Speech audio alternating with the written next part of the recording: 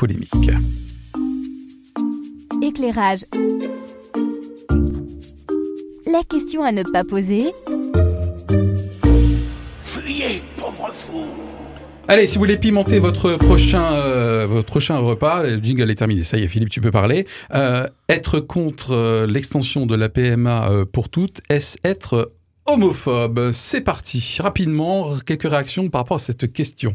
Anita fait une moue apparemment très expressive. Ben non, c'est pas être homophobe, non. Ben non, voilà. On peut ne pas être d'accord avec des approches proposées. Ce que nous sommes en train de discuter. Voilà, quelle que soit, je dirais, l'orientation affective ou sexuelle, on peut ne pas être d'accord. Ça ne veut pas dire que l'on est forcément dans le rejet des personnes elles-mêmes. Je pense qu'on a tous dans notre entourage des personnes, des couples de femmes ou des couples d'hommes. J'ai des collègues qui ont trouvé le moyen d'avoir un enfant, qui sont allés le chercher ailleurs. Je suis naturellement contre la PMA. Je pense qu'il est mieux d'avoir un homme et une femme comme parents. Et pourtant, je veux dire, quand je rencontre mes collègues, forcément, très sincèrement et très gentiment, je leur dis, mais comment va votre petit? Comment se passent vos nuits? Est-ce que ça se passe bien? Parce que je pense qu'il y a une différence à faire à certains moments entre une idée et où on peut ne pas être d'accord, un débat contradictoire, et puis je dirais simplement l'humanité quotidienne, les relations amicales qu'on a les uns avec les autres. Mmh. Ok, d'autres réactions ouais, moi je pense être que contre, c'est être homophobe. Pour ça, point d'interrogation. Ouais, je pense que pour lever ce point d'interrogation, je pense qu'il faut un petit peu décomposer la question de savoir contre quoi on est dans ce projet. Je pense que si à un moment donné on atterrit sur la question qui fait qu'on pense qu'un enfant qui naîtrait dans ces couples-là naîtrait dans un milieu malsain, dégradé, on doit dire, voilà, dangereux pour lui, dévoyant, je pense qu'effectivement on serait dans l'homophobie. Si on pense que c'est simplement pour des questions d'évolution de la société, de pas techniques qui nous amènent vers un autre pas dangereux et tout ça. Alors à ce moment-là, on a peur en fait de se laisser entraîner vers quelque chose qui serait malsain.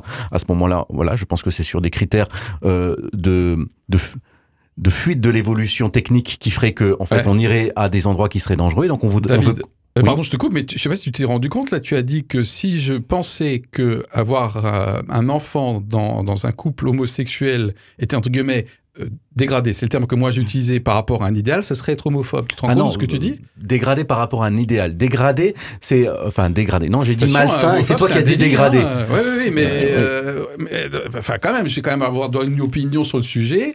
Pour moi, être homophobe, c'est qu'à un moment donné, je vais, je sais pas, justement, je vais faire des actes par la parole ou par les actions. Pour moi, homophobe, c'est que l'on a peur et on a une vision négative de l'homoparentalité en l'occurrence. De l'homoparentalité. Voilà. Oui, okay. Parce que là, bon, mais est-ce que j'ai le droit de penser que l'homoparentalité c'est pas aussi top que l'hétéroparentalité? Et si je suis homophobe en disant ça? Oui, mais je veux dire, moi je suis assez fier d'être français, c'est pas pour ça que je suis xénophobe. C'est la manière dont mon opinion se traduit après dans ma relation aux autres. Non, mais je veux dire, on peut avoir un idéal et défendre cet idéal et ne pas être phobique sur tous les autres modes de vie.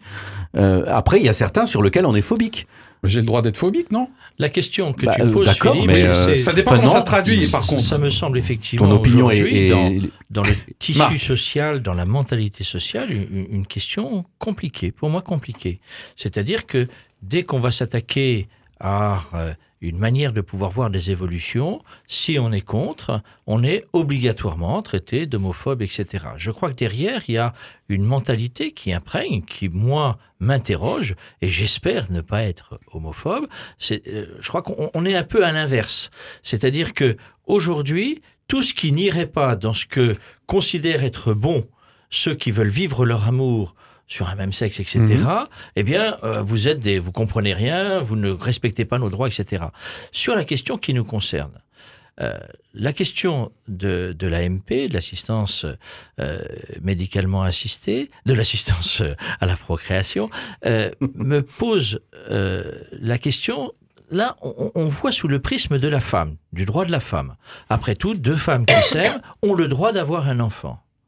Demain, la question aussi légitime se pose pour un homme. Deux hommes qui s'aiment ont le droit d'avoir un enfant.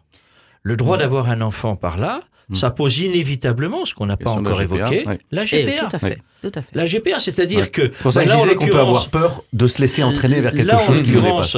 Effectivement, comme homme a priori, même si peut-être il y aura des évolutions techniques, je ne pourrai pas porter mon enfant et donc l'enfanter. Donc ça n'est pas ma possibilité de masculin en tant que tel. Et donc, je vais demander à une femme, pour moi, de porter. Donc, c'est la GPA avec tout ce que cela ouvre. Et ça, pour moi, c'est vraiment des questions clés. Jusqu'où le droit d'avoir un enfant parce qu'on s'aime est possible.